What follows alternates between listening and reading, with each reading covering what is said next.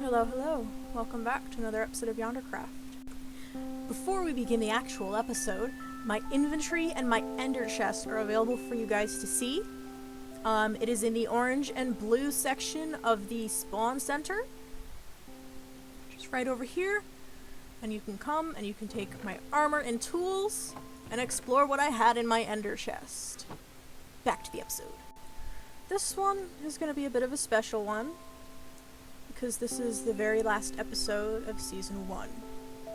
And I wanted to go over sort of a critique of my own base. There's a lot of things that I didn't get to do with this one. Builds I never made, ranks I never cleaned up, things like that. But there's also a lot of things I'm proud of. Like, got this little storeroom here. This, honestly, is one of my best modern style builds that I've ever done, which I feel is saying something because it's really not the best in comparison to my other stuff, but, that's neither here nor there. There are many empty rooms, plans that never came to be, a lot of sort of melancholy, to be honest. But that's alright, because there's also a lot of life here. I did eventually get my storage room going, and it grew so big that it needed 3 rooms to contain itself. I did get this entire floor complete. There's no holes in the ceiling or the walls or the floor, and it does connect in some places. The elevators are a monster that I do not wish to address. There's something I won't be doing in this style again. So down here we have B1, and again this is a floor of both unfinished plans and amazingly lively builds just scattered about. We've got all of the rooms, a lot of which do have armor stands of heads that I was able to snag. Some don't, but that's alright. They all have a lot of life, and they all they all mimic the bases of the Beyonder that they were built for. There's a little bit of each Beyonder in the room, even if there's no armor stand to signify it. And that's something I'm really proud of. It's hard to capture the essence of a person in a 5x5 room, but I've managed to make all of these rooms unique in a way that I don't think I would have been able to do even a year ago. Another thing I'm proud of is that this base is, without intending to be, this is a maze. I have made a complete maze. No one but me knows how to traverse my base. But, you know, I feel like that's part of the fun. You get lost, but then you find things like the kitchen and with the fridge and the sink and everything. You find things like the cafeteria with all of the villagers going to get food. Python likes my armor stand work. You find things like a medical center that never actually got the medical part. Even if there's not a lot of completed stuff, what I did get done has a lot of life. So now we're gonna scoot to B2. So this is a floor that is almost finished. What it's missing is the ability to be spawn proof. Every single time I came down here until I placed these torches here, there was a creeper and inevitably I would get blown up. Something I guess I have to work on. This is, again, possibly one of my favorite floors. Exclusively because it's my instant repair floor. This is such a convenience that even though zero ticking got patched, you know, that won't work next time. Even though that got patched in 1.16, I'm going to be making an XP room somehow. Probably deep underground, so I can attach massive cactus and bamboo farms to it to make sure it's always full. That will be seen again. There will be more of those. I might use a different design if there's a smaller one out. I might use the same design. Over here we have the hallways of farms I never did build. Because I never found a need for them. And then we go to B3. A very frustrating floor, but one I do have to address. So, you come in, you've got this room. I was supposed to do a lot. There's going to be a lot of things that could have been. We do have the baby tube and this breeder did work. It works. I have a lot of villagers here. If I look, there's like 40 of them in there somehow. If I were to punch them, they'd all splatter out. And that did actually take the villagers to the job machine, where I would interview a villager. I wonder if this still works. Oh, it does! And I could either... I could put down a job station, and I could either hire or fire them. I don't think I ever... No, I did fire a few. Maybe. No, because I never actually used this. This room... incomplete, because this is where... Oh, where did... There you are. Working at the printer today, huh? This was where I got one librarian, but it is honestly one of the best rooms. Because it plays the Windows sounds. This was one of my favorite mini projects that I ever did. Not all of them do. I'm a liar. This is the only one that doesn't. Oh, let me turn it off.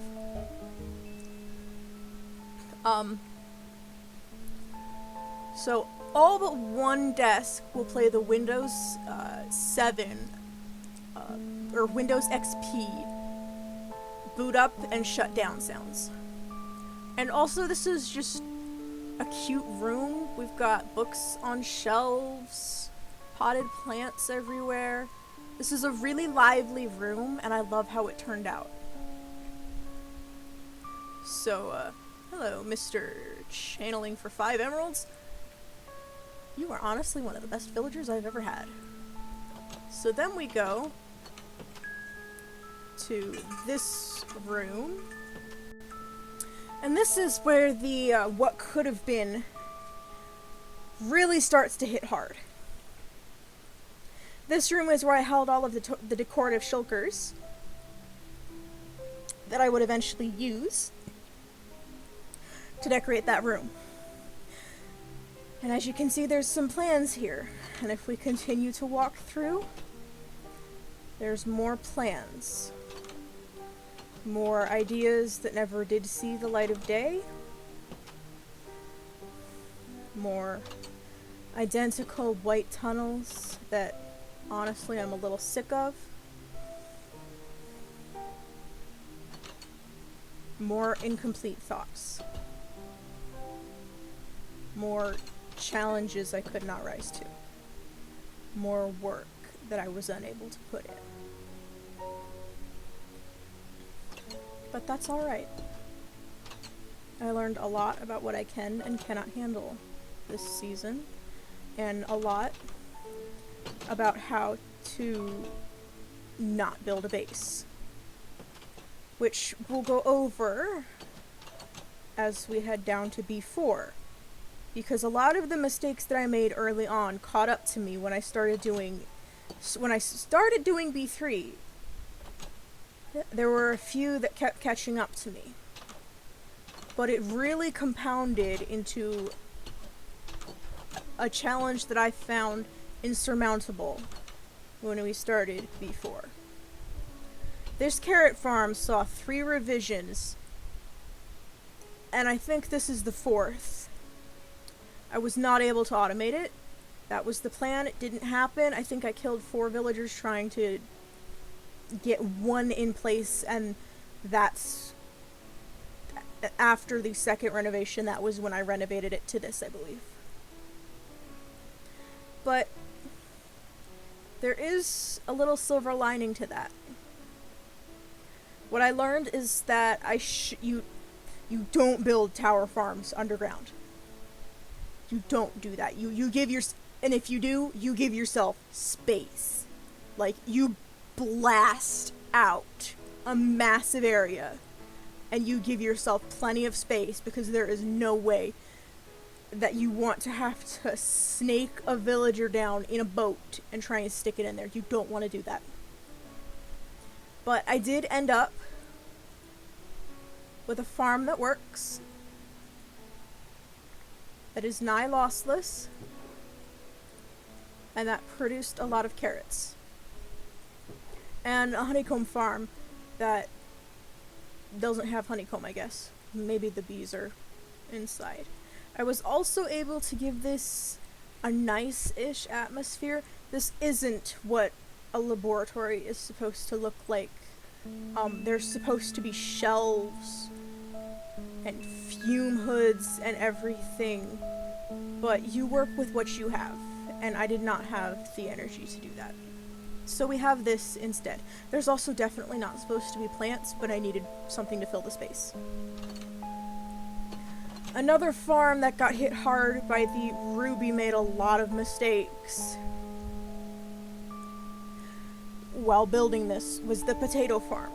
And again, I ended up with a pretty decent farm. This is literally the 2nd harvest. The honey farm I put in here never quite worked. I don't understand why.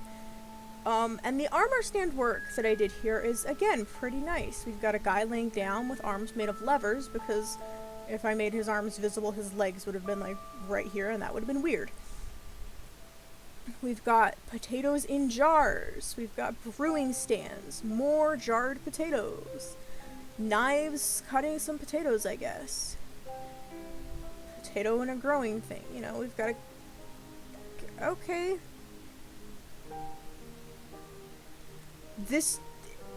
Those weren't... They were here at first. I'm not sure what happened there. Oh, right. So... Then we make our way over to where I had more plants than ever. This was supposed to be a wheat farm. I believe there's actually a little bit of scaffolding behind here for the farm, but I never did get it done. Over here, many of you may remember the several episodes we spent trying to work this out. An iron farm that did spawn golems in the walls. Yeah, the golems spawned in the walls. Other than that, this is another example of build stuff in open air or give yourself a massive space to build it. This works. If these zombies go down, the villagers aren't spooked. And they do get a chance to work and sleep and things like that. And when the zombies pop up, they did spawn golems. And several times before the completion of this farm, I did receive golems. I would have golems and I could shove them down into the killing chamber that is actually somewhere down there. But once I added the water, the golems decided they wanted to spawn in the walls instead. And I wouldn't have had that issue if I had built this in the open air. Or they do this. They do like to do this. And, you know, that's something I learned. I never did clean up oh, there's rockets in here. And a hoe. I never did clean up the mess. That's can't open now. The mess of chests in here. There's a lot that didn't happen. And then the rest of this floor is unfinished plans. A netherwort farm for in here. I don't know what happened there. Snow farm maybe in here. You know.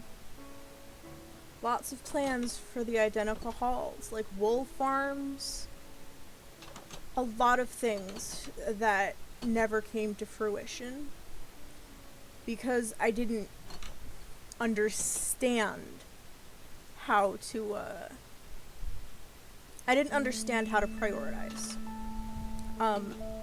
I went for form over function, and if you were here in the early episodes, you'll remember I dug this whole place out with iron pickaxes and no enchantments and no beacons, nothing. Just me and my iron pick. Because I decided that having space to build in the future was more important than having resources. And that bit me in the butt hard.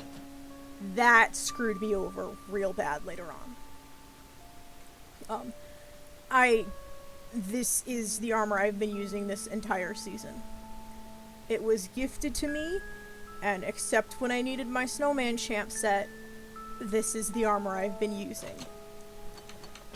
This floor is completely empty, but I wanna, you know, there were big plans for this area. This was supposed to be where I put my ungodly knowledge of,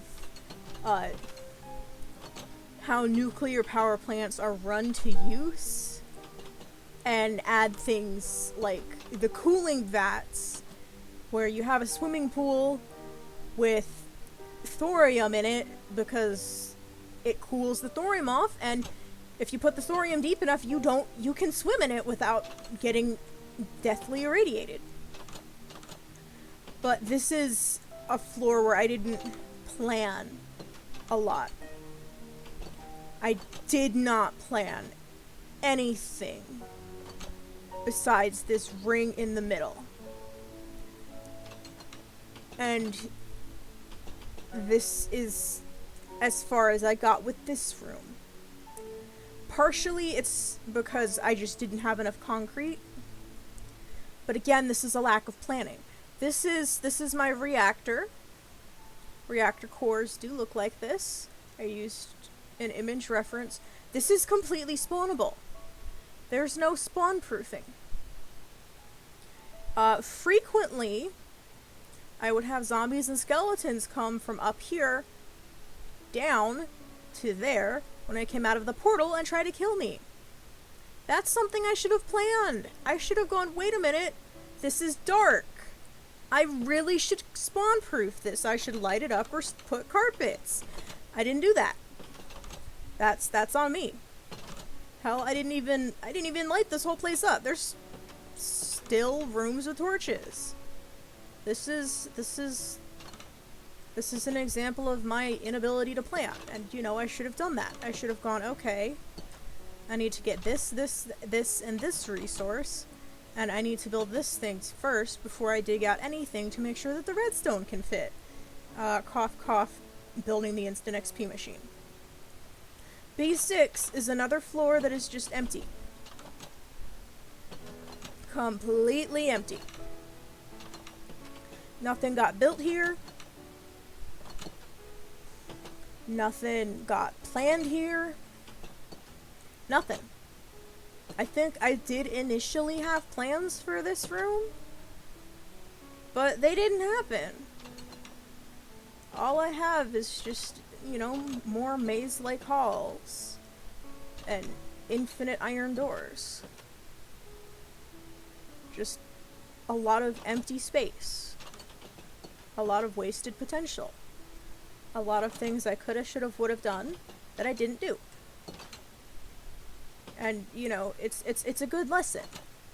I can look at 5 and I can look at 6 and I can say, okay, that's where I didn't plan stuff and as a result got no progress beyond finishing the floor and walls. And finally we have B7. This orange carpet here is actually an addition I believe Null made, because this was one of the last floors to get transitioned to this from stone. And when it was still stone, it was nigh impossible to get, unless you were me, from my portal. No one could get from this to the door to get out of my base. And that's another error in planning. My nether portal should not have been connected to the lowest floor of my base. That was a massive failure in planning. I cannot tell you how many times that I put off going and getting something I needed from Sci-Fi or the shopping district or stealing from Glitch or whatever because I didn't want to deal with my elevators. That was a mistake on my part, and you know, now I've learned that my portal needs to be in an easily accessible spot.